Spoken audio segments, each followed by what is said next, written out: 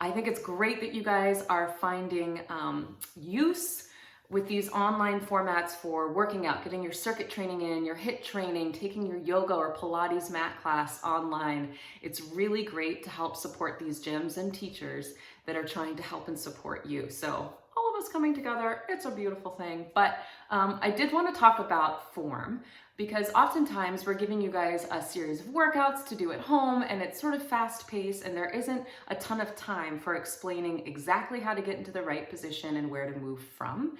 So I wanted to tackle that today. We're going to talk about form in planking today. I'm seeing a lot of that in the circuit workouts that I'm seeing online, and so I just wanted to address the safest and most effective way to move in a plank position. So why don't we start with our wrists? That's the number one thing that I hear people talk about that makes planking hard. So let's just start with a little stretching of the wrist. Make a little fist, give them little circles, just starting to open up the fascia and the joints here. You can let them go different directions, whatever feels good.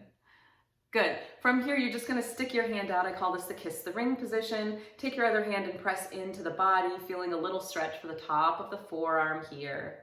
And then you're gonna give me the stop sign and press the knuckles back, maybe even pressing into the fingers for a little bit more stretch for the bottom of that wrist. And then shake it out. There's a way to do this, switch sides with your own body weight that can feel more intense. And if that's something that you need, let me know in the comments. I'll make another video.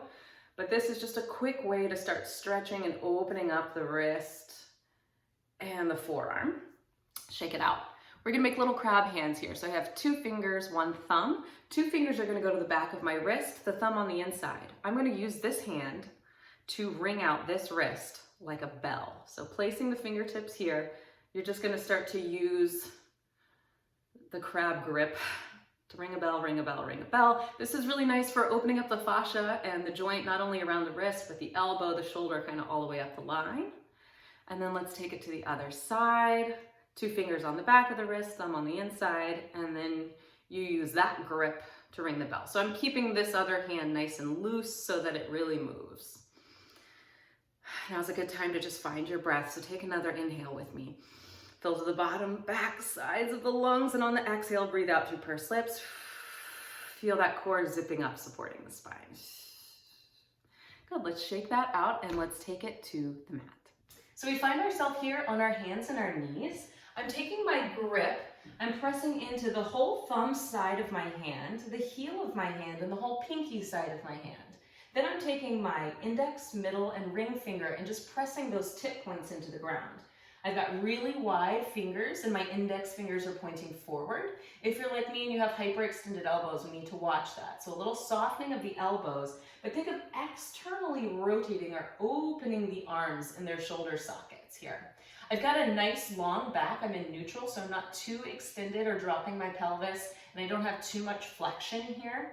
I'm finding a nice long spine. Almost think about sticking your tailbone out, wagging it like a really happy dog, and lifting your belly away from your t-shirt. Okay, from here, curl your toes under, your knees are under your hips. You're gonna start by taking that breath in. Also, head between the shoulders, don't let it drop, really important. From this position, I want you to think of your shoulder blades flat along the back of your ribs. You've got that grip in the wrist, take a breath in, and on the exhale, just float your knees 1 inch off the ground. Really lift your belly button away from your t-shirt here. Don't let anything else about the position change. Take 1 more breath in and then set it down.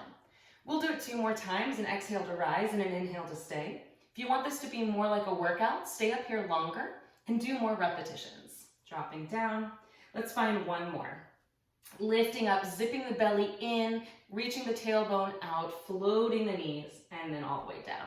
Good. For the next one, we're going to walk our hands forward. I'm going to give you the knees down position here.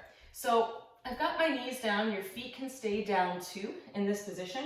And I want you to think of tucking the pelvis under just slightly, almost like you're trying to slide your hip points up towards the base of your rib cage. Keep your shoulder blades nice and flat, head between the shoulders, and just zip the belly up. Are you externally rotating in those arms still? Don't let that go. Take 1 more breath here. And then if you want, just try sticking 1 leg out. Maybe you can graduate to the next. From here, think of bending the knees just softly to feel that abdominal wall have to really engage to hold you here. From this position, reach your heels out long away from you And think about lifting the back of your thighs up to the ceiling as you squeeze your bum to drop your hips low in line. Again, that tuck under of the pelvis. Take 3, 2, 1, and down. So now that we know really good plank positions, I want you to use this during your mountain climbers. I want you to use this during your knee drives. If you're doing side twisting, we can talk about that. That'll be a whole other video too, but I hope that you found this helpful for how to use your hands to help stabilize, what it is to hold your shoulder blades flat against the back of your ribs, and that you really should be feeling that zipping up, that lifting of the core, the back of your thighs reaching to the ceiling, squeezing the glutes to drop the hips low on that diagonal line with your shoulders, and reaching the heels back. If you have any comments or any other types of videos that you'd like to see around warm-ups, movement, form, anything, please drop a comment below and be sure to subscribe to see more videos like this as they come out. Thanks for watching. Bye.